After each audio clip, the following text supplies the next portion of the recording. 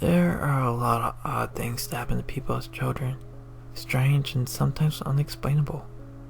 You know, maybe even things that could scare anyone into believing that things less than believable do exist. Ghosts, demons, and other such paranormal entities. I'm certainly no exception. Even as a little girl, I had strange encounters with things I can't even explain now. I was about 8 years old at the time. We had just moved from a city to a village-like town that you couldn't even find on most maps. Myself, my parents, my older sister, and my brother, and my younger sister, who was only 4. It was a quiet little place, and everyone seemed to know each other, like one of those towns you'd see in a family movie. There wasn't much there. All it had was a park, a general store, a post office, and a small library. The park was always my favorite place to go with my older brother, Stefan, since my mother would have us go there every day in the summer before lunch. That was where I met Jasmine. She was a very pale girl. Her skin looked like she was covered in white paint, with dark hair like mine, though her hair was a lot longer than mine. She was wearing a white dress and was carrying a white cat mask, like one you would find in one of my older sister's black and white comics about ninjas. I was a pretty shy little girl, so it took a lot of courage for me to go and talk to her. "Who are you?" I asked as I approached the girl. "I've never seen you here before. I'm Natalia." The girl with the mask glanced over at me with eyes of a very bright shade of green, before a smile crossed her pale face. "Jasmine." We were almost like best friends by the time I had to go home. We had spent the whole day playing hide and seek and being silly little girls. Though, now that it came to mind, she was quite an eerie girl, especially with that white mask she would wear when she was it. I didn't think much of it at the time, but it was pretty creepy. She was there every time I went to the park with Stefan, always there to play. She always mentioned someone named Lady Kyra, but when I asked her if that was her mom, she'll just say that it wasn't. I get the same response whenever I ask to meet her, since I never saw any of a parental figure watching over Jasmine while she was there.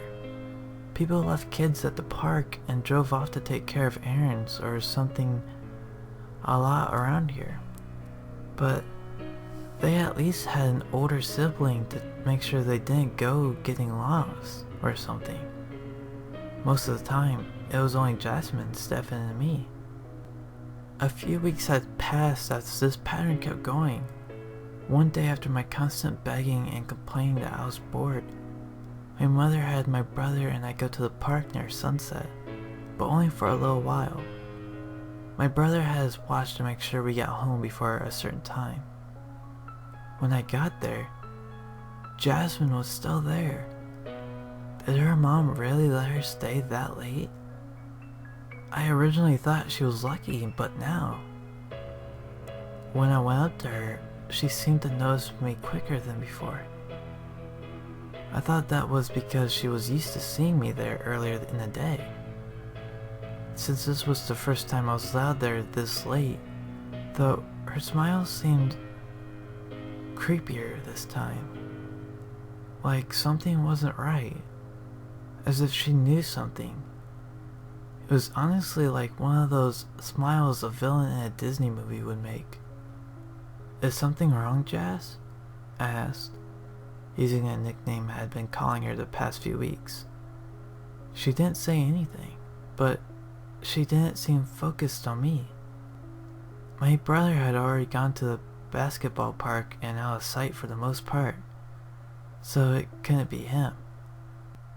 "Hello there," a voice said from behind me. I froze, unable to look at who stood behind me. Jasmine had put on that scary mask of hers. but I knew she was still smiling that creepy smile. A hand gently rested on my shoulder, and a woman turned my body to face her. She looked a lot like Jasmine, pale white skin, very long, and flowing dark hair, and a white dress. Her eyes, however, were a piercing red that almost seemed luminescent as the sky grew darker. "What a poor little girl. No need to be afraid," she said. "This world has done so much to you, but I'll free you from the sorrow." Was this Lady Kyra? The woman brought a mask up to my face, just like the one Jasmine wore. I couldn't move or anything. I couldn't even look away from the woman's crimson eyes. It wasn't shaking or anything, just frozen, like a statue. A hand swatted the mask out of the woman's hand, as I heard my brother's voice say, "Get away from my sister!" Stefan then grabbed my arm and ran, a little too fast for my little legs from how much I was stumbling around. Away from Jasmine, the woman, and the park itself. We didn't stop until we were just at the back door of our house a few blocks away, and neither of them had followed us. I never saw them again, nor do I know how my brother knew what was going on, since he was essentially out of my line of sight, and I was out of his.